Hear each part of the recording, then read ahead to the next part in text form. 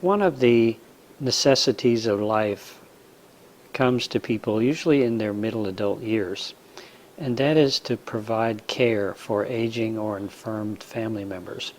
The story I'm going to tell you through the next couple of slides is a very personal one.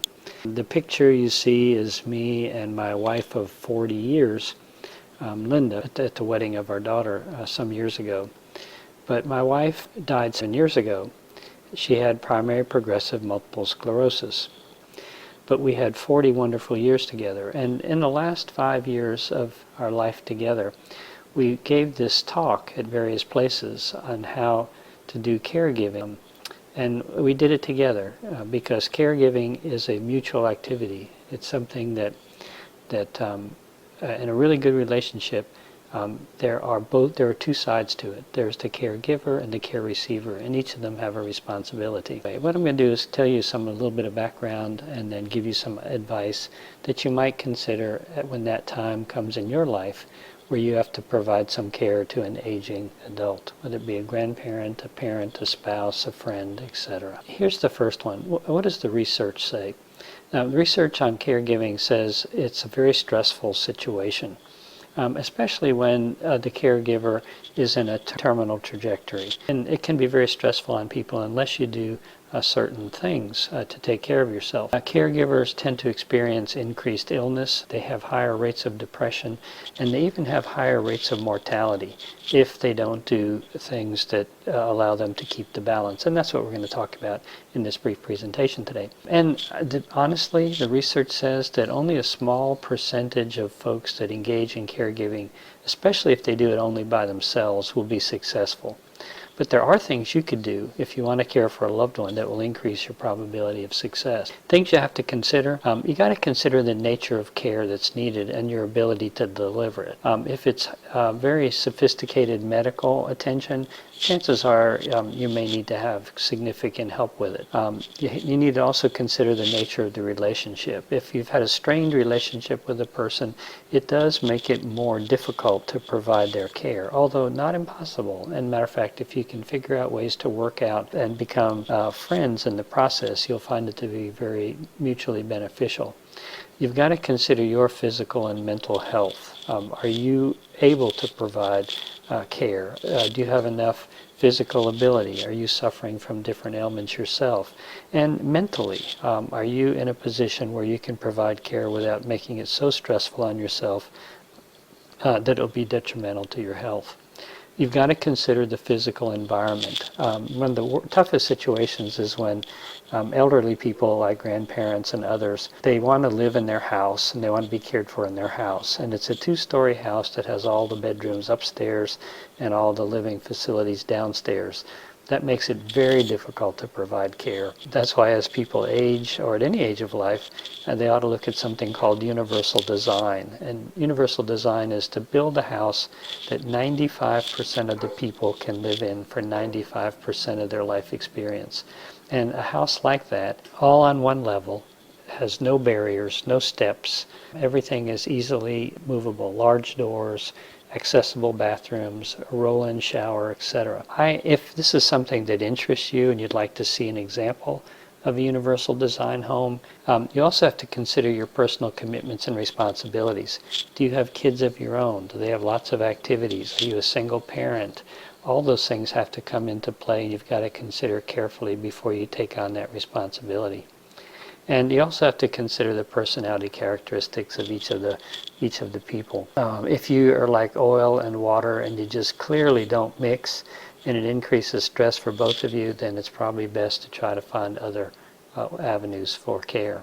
The successful family caregiver has these characteristics.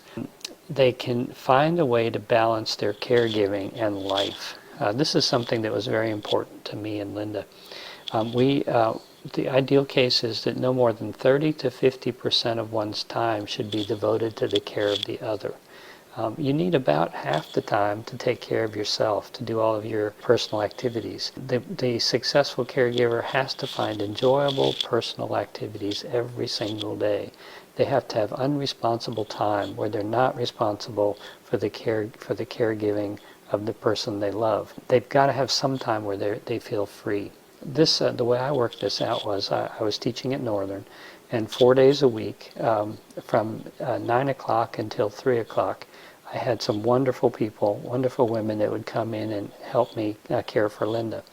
And so I would go to the office, I would teach my classes, I would do my work. I was totally free because I had total confidence in the ability of the people who were helping her. And so I got to have it off my mind. I got to rewind, recharge, take care of myself, and that's just so crucial. The ideal situation, you have multiple caregivers. You have other family members who can. You take your shift. That shift might be 1 day a week, might be one evening a week, it might be preparing some meals, whatever it might be, but you try to divvy it up with as many people as you possibly can. You also want to utilize all the available community resources. There's everything from Meals on Wheels to hospice care, which we'll talk about in another video, to all kinds of other resources with social service agencies and others that can help you support and give care to a person you love. You also have to remember that it's not your fault and that that the outcome of the care is outside of your control. You cannot maintain your psychological and physical health if you believe you can control what happens to the person being cared for. It just is not possible. The outcome may be inevitable, and you have to come to grips and accept the fact that that's the way it is. And the last one is you really got to know when to quit. If you're on a downward spiral and your health is being impacted both physically and psychologically, it may be that you're going to have to seek some institutional kind of care. That's really hard on people, and we feel very guilty when that happens, if it happens, but it does happen, and you need to take care of yourself. You do no good as a caregiver if you haven't taken care of yourself at the same time. So some of the lessons learned in providing care, the first one, these are lessons, personal lessons to me, and the lessons are that sometimes people just don't get better. As we get toward the end of life, you don't get better. It's a gradual or sometimes rapid downward spiral. You've got to realize that today is the best day you'll ever have, both yourself and with the person you're caring for, and you make the most of it. Another is do it now and never postpone anything. You have to live in the now. Say what you want to say to people. In the last years of my wife with Linda, we did all kinds of things together. She was in a wheelchair 100% of the time that she wasn't in bed. But we had an accessible van, and we would travel places, we would go sightseeing, we would look outside, we would meet with friends, we would spend time with family, all the different things by doing it immediately. And some of the things I learned was that when mobility starts to decrease, when they really can't get out, the tendency for people receiving care is to become shut-ins. But you want to make sure you take people to do the things that you'd like to do. Take them to church with you. Even if it's difficult, get a wheelchair, help them into the car, take them to church, take them shopping, take them outside, and do it now.